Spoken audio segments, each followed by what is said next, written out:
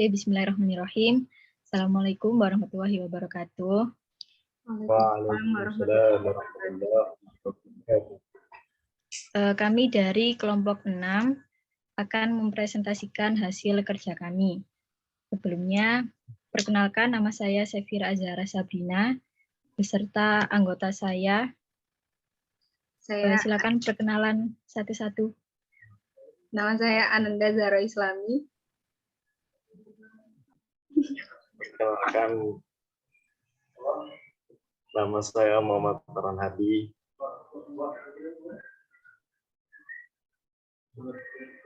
Nama saya Desi Rahimatul Fitri.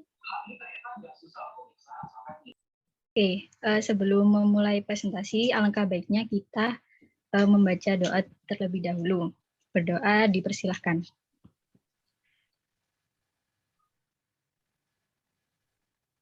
Berdoa selesai. Oke, kita akan langsung memasuki tugas kita, yaitu poster. Di sini kami mengambil judul, yaitu Langkah Menuju Pembelajaran Masa Depan. Nah, dari subtopik yang pertama, yaitu tanya jawab macam-macam agama dan hari besar keagamaan. Mungkin yang dimaksud dari subtopik yang pertama ini adalah kita sebagai seorang guru, pendidikan agama itu harus diajarkan sedini mungkin. Karena apa? Ya, dengan melalui agama, anak bisa mengenal berbagai macam kebaikan. Melalui ilmu agama juga, anak akan menjaga diri dari hal-hal yang dilarang norma masyarakat maupun agama. Apalagi anak adalah peniru yang handal. Jadi kalau kita tidak mencontohkan anak itu dengan kebaikan, ya mereka akan tidak terarah.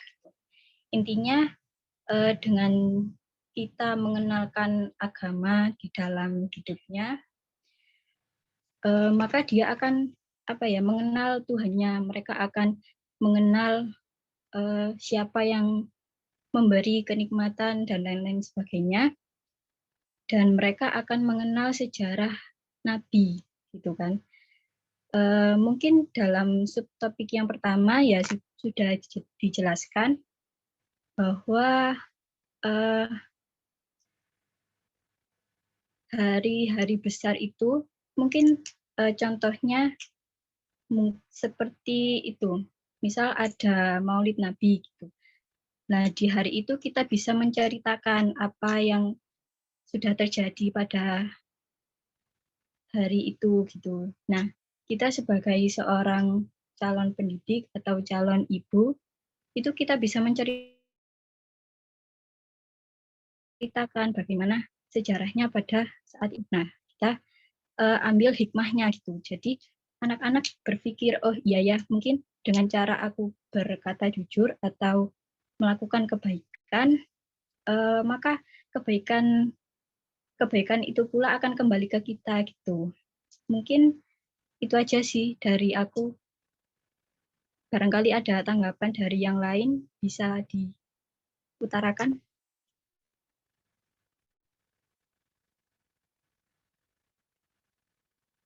Oke, kalau emang nggak ada, mungkin bisa lanjut ke subtopik yang kedua. Silahkan.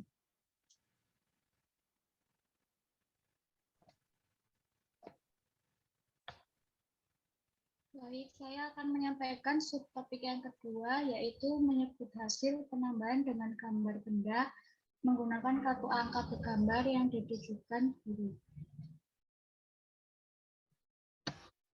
Taman kanak-kanak adalah pendidikan anak usia dini yang berumur dari 0 sampai 6 tahun, yang mana pada masa ini sangat tepat dalam meletakkan nilai-nilai dan dasar pengembangan.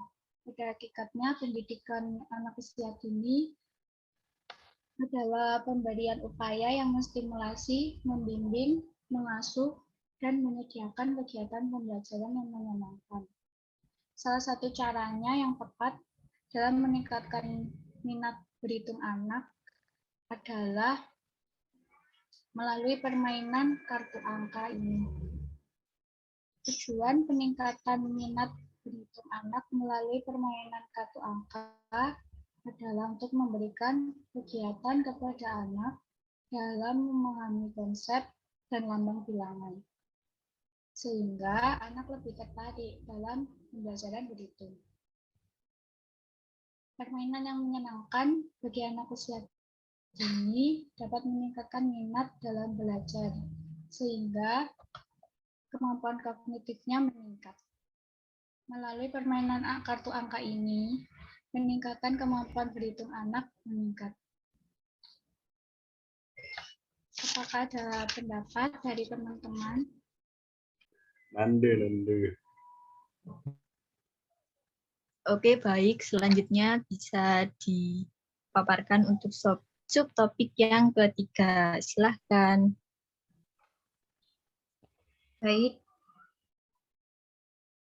Guru harus memiliki pembelajaran yang matang dengan memuat unsur bermain di dalamnya. Agar belajar menjadi menyenangkan dan anak tidak merasa bosan dengan suasana yang diciptakan. Seperti contoh pembelajaran yang ada pada nomor 3, yakni menyebut hasil pengurangan dengan gambar benda menggunakan kartu angka bergambar yang ditunjukkan guru. Jenis permainan itu kan ada 4. Yang pertama bermain sosial, yang kedua bermain dengan benda, yang ketiga bermain peran, yang keempat bermain sosiodrama. Nah, pembelajaran yang ini termasuk bermain dengan benda. Bermain dengan benda itu merupakan kegiatan bermain. Ketika anak bermain menggunakan atau mempermainkan benda-benda dapat membuat mereka senang dan terhibur. IAC mengemukakan ada beberapa tipe bermain dengan benda yang meliputi bermain praktis, bermain simbolik, dan bermain dengan aturan.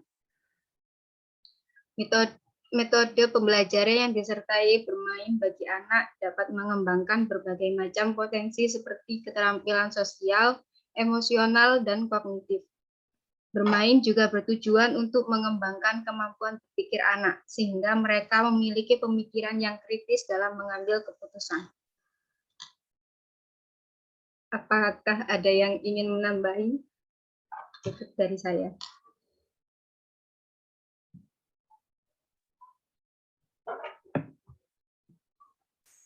Menambahi ya? Ya. Oke, alhamdulillah gak ada. Bisa dipahami dengan jelas. Kalau tidak ada, kita lanjut ke sub berikutnya, yakni yang nomor 4 yang akan disampaikan oleh Mas Farhan. Oke, bismillahirrahmanirrahim. Saya ulangi lagi, perkenalkan, nama saya Muhammad Farhan. Pada presentasi kali ini saya akan mempresentasikan strategi pembelajaran yang terstruktur. Jadi di dalam strategi pembelajaran terstruktur apa aja yang akan saya bahas? Yang pertama, apa itu pengertian dan penjelasan tentang strategi pembelajaran yang terstruktur? Dan yang kedua, apa aja tahapan-tahapan yang ada di dalam strategi pembelajaran yang terstruktur? Dan yang ketiga yaitu apa tujuan dari strategi pembelajaran yang terstruktur? Nah, untuk yang pertama, pengertian dan penjelasannya. Strategi pembelajaran terstruktur adalah bentuk pembelajaran sistematis. Bentuk pembelajaran sistematis dalam pelaksanaan pembelajaran terstruktur. Guru menyampaikan tujuan yang ingin dicapai dalam proses itu. Dapat juga pembelajaran terstruktur ini disebutkan sebagai pembelajaran yang berorientasi pada tujuan yang ingin dicapai. Nah, sistematis, untuk sistematis, apa itu sistematis? Jadi sistematis adalah segala usaha untuk menguraikan dan merumuskan sesuatu dalam hubungan yang teratur. Dan logis, sehingga membentuk suatu sistem yang berarti secara utuh. Menyeluruh, terpadu, mampu menjelaskan rangkaian sebab akibat menyangkutnya objeknya. Itu sistematis. Dan untuk ini pengertian dari berorientasi itu adalah, kalau diterjemahkan dalam kamus bahasa Inggris, geometri, yang disebut adalah sikap. Sikap bagian dari deskripsi bagaimana benda itu ditempatkan di ruang yang diduduknya. Nah, untuk selanjutnya yaitu tugas yang terstruktur. Tugas yang terstruktur adalah salah satu bentuk kegiatan kurikuler sebagai sarana untuk mencapai tujuan pembelajaran. Jadi di strategi pembelajaran yang terstruktur itu ada yang namanya tugas terstruktur. Untuk ini tujuannya untuk apa? Sebagai sarana untuk mencapai tujuan pembelajaran. Nah, kita lanjut lagi. Kesimpulan dari pembelajaran terstruktur. Kesimpulannya untuk pembelajaran terstruktur, dengan pemberian tugas memiliki dampak positif dalam meningkatkan prestasi belajar siswa. Penerapan pembelajaran terstruktur dengan pemberian tugas, motivasi, mempunyai pengaruh yang positif, yaitu dapat meningkatkan motivasi belajar siswa. Itu salah satu tujuannya juga, untuk meningkatkan motivasi belajar siswa yang ditunjukkan dengan rata-rata jawaban siswa yang menyatakan bahwa siswa tertarik dan berminat terhadap pembelajaran terstruktur dengan pemberian tugas sehingga mereka bisa termotivasi untuk belajar. Untuk saran untuk melaksanakan pembelajaran terstruktur dengan pemberian tugas memerlukan persiapan yang cukup matang. Jadi kalau misalnya kita ingin menerapkan pembelajaran terstruktur, kita harus memiliki yang namanya persiapan yang matang agar mempermudah mencapai cita-citanya strategi pembelajaran terstruktur yang efektif. Sehingga guru harus mampu menemukan atau memilih topik yang benar-benar bisa diterapkan. Jadi kita sebagai guru harus bisa memilih topik yang dimana benar-benar bisa diterapkan terhadap anak. Harus sesuai. Ini cukup sehingga guru harus mampu. Dengan pemberian balikan dalam proses belajar mengajar sehingga diperoleh hasil yang optimal. Untuk motivasi belajar, motif adalah daya dalam diri seseorang yang mendorongnya untuk melakukan sesuatu. Jadi motif, pengertian dari motif itu adalah daya dalam diri seseorang yang mendorong individualnya untuk melakukan sesuatu. Kalau motivasi belajar adalah suatu proses untuk meningkatkan motif-motif menjadi perbuatan atau tingkah laku untuk memenuhi kebutuhan dan mencapai tujuan. Atau keadaan dan kesiapan dalam diri individu yang mendorong tingkah lakunya untuk berbuat sesuatu dalam mencapai tujuan tertentu. Kalau motivasi itu, jadi itu sebuah proses mengaitkan motif-motif yang menjadi perubahan atau tingkah laku untuk memenuhi kebutuhan, mencapai tujuan. Dan selanjutnya yaitu yang ingin saya sampaikan, yaitu tahapan-tahapan yang ada terhadap pembelajaran yang terstruktur. Jadi dalam pembelajaran terstruktur itu juga ada memiliki banyak tahapan. Yang pertama yaitu menyampaikan tujuan dan memotivasi siswa. Jadi tujuannya apa? Kita mengadakan yang namanya pembelajaran yang terstruktur. Tujuannya untuk mempermudah kita mencapai cita-cita pembelajaran yang efektif dan memotivasi siswa. Kenapa kita harus memotivasi siswa? Agar siswa atau anak bisa semangat dalam menggapai tujuan pembelajaran. Menyampaikan informasi, menyajikan informasi. Menyajikan informasi itu apa? Ini persiapan yang matang. Jadi apa yang ingin kita sampaikan ketika pembelajaran itu, jadi kita harus siapkan sematang-matang mungkin sebelum kita berikan kepada anak. Mengorganisasikan siswa ke dalam kelompok-kelompok belajar. Jadi pada tahapan-tahapan pembelajaran terstruktur juga kita harus mengorganisasikan siswa. Agar kenapa? Agar semuanya bisa tercampur. Kalau misalnya ada siswa yang mempunyai kualitas kecerdasannya menengah ke bawah dan ke atas, di situ kita campur. Biar gak sama-sama, biar gak yang pintar dengan yang pintar dan yang kurang pintar dan yang kurang pintar, enggak. Biar semuanya gabung. Selain kita mengorganisasikan siswa ke kelompok-kelompok tersebut, kita juga jangan, yang selanjutnya itu membimbing kelompok bekerja dan belajar. Jadi ketika kita selesai mengorganisasikan mereka, itu jangan sampai kita cuma membiarkan mereka. Ya udah mereka udah buat kelompok, ya udah mereka belajar sendiri, enggak. Jadi kita sambil mengawal mereka, membimbing kelompok mereka dan mengawasi dan mengawal. Dan yang kelima, evaluasi. Evaluasi itu gunanya untuk apa? Untuk memperbaiki atau ada kekurangan-kekurangan dalam pembelajaran sebelumnya, untuk mempermudah kita mencapai pembelajaran yang efektif dan yang lebih sempurna lagi, maka diadakan yang namanya evaluasi. Memberikan penghargaan. Dan yang terakhir yaitu memberikan penghargaan. Untuk apa memberikan penghargaan? Agar siswa itu lebih semangat. Mungkin sampai sini apakah ada question atau feedback dari kalian? Saudara-saudari semuanya.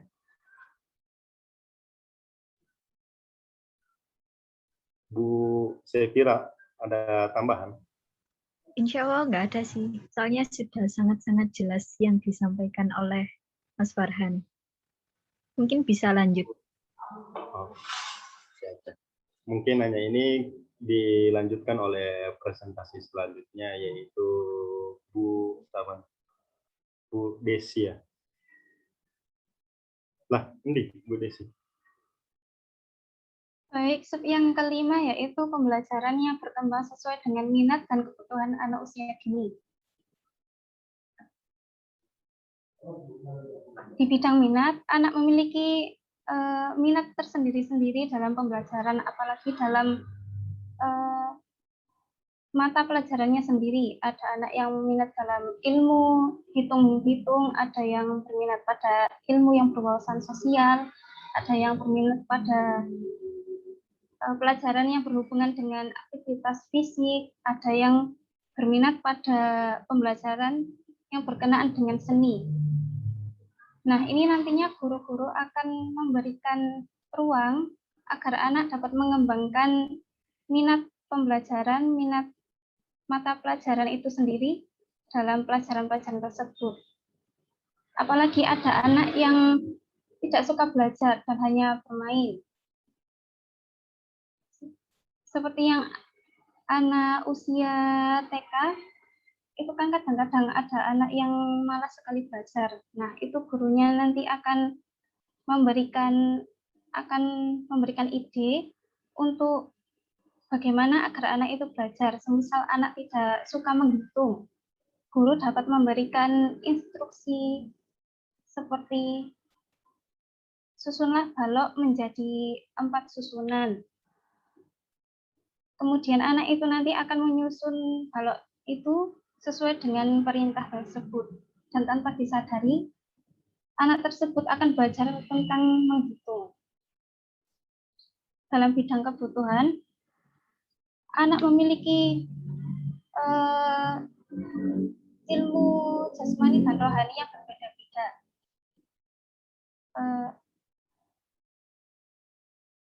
Ada yang memiliki kesehatan fisik yang memadai, ada pula yang lemah, ada yang memiliki psikis yang baik, ada pula yang memiliki psikis yang lemah. Nah, itu gurunya nanti akan memberikan seperti konseling.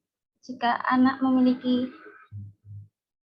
psikis yang lemah, dan guru akan memberikan semacam kebutuhan berupa kesehatan, baik untuk yang perkembangan fisik maupun yang psikis.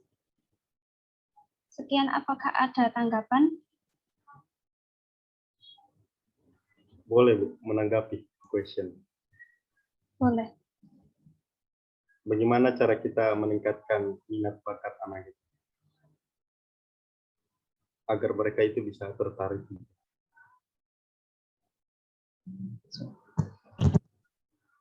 Nah, itu tugas guru untuk mengenali bakat anak itu sendiri. Jadi gurunya nantinya akan mengawasi anak-anak.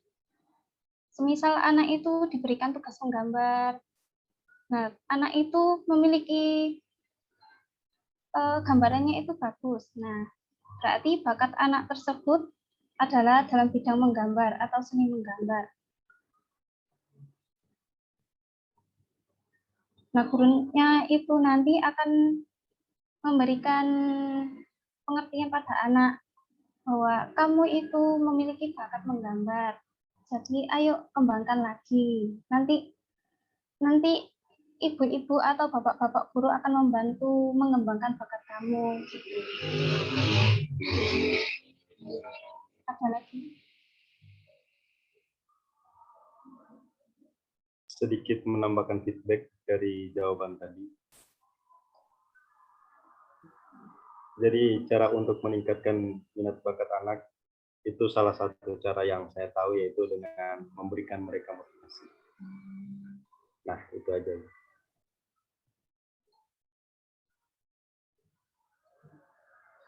Sudah tidak ada lagi? Alhamdulillah udah jelas, Bu. Baiklah, mari kita lanjutkan sub yang ke-6 yang disampaikan oleh Sefira Azhara.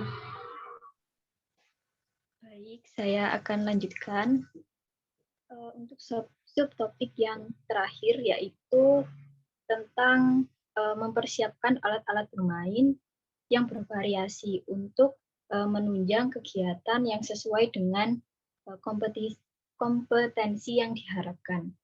Kalau menurut saya pribadi, penting jika alat-alat bermain itu harus dipersiapkan dengan macam-macam variasi, karena banyak manfaat dari alat-alat bermain tersebut. Nah, contohnya anak akan lebih kreatif dengan mainan atau alat bermain yang ini, terus anak akan juga tidak cepat bosan gitu kalau kita memberikan atau memfasilitasi dengan macam-macam permainan gitu. Dan anak akan terlatih, motoriknya juga bekerja di situ, dan alat-alat bermain ini melatih konsentrasi gitu. Jadi itu juga tumbuh rasa percaya diri. Nah, dalam subtopik ini juga dijelaskan bahwa anak-anak itu belajar melalui permainan. Pengalaman bermain yang menyenangkan dengan bahan, benda, atau beserta teman-teman itu akan membantu anak berkembang secara optimal. Mungkin itu sih dari aku. Barangkali ada opini lain dari teman-teman. Opini lain, Bu. Tanggapan tentang mempersiapkan alat-alat bermain yang bervariasi untuk menunjang kegiatan yang sesuai dengan kompetisi yang diharapkan. Alhamdulillah udah jelas semuanya.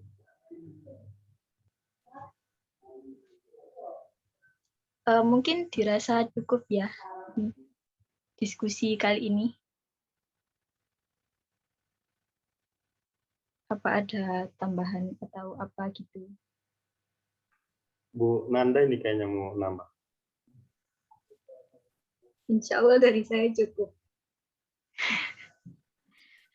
Baiklah, kita akan tutup diskusi pada hari ini. Semoga bermanfaat dan terima kasih untuk teman-teman yang sudah meluangkan waktunya. Kurang lebihnya, mohon maaf. Wassalamualaikum warahmatullahi wabarakatuh. Waalaikumsalam warahmatullahi wabarakatuh.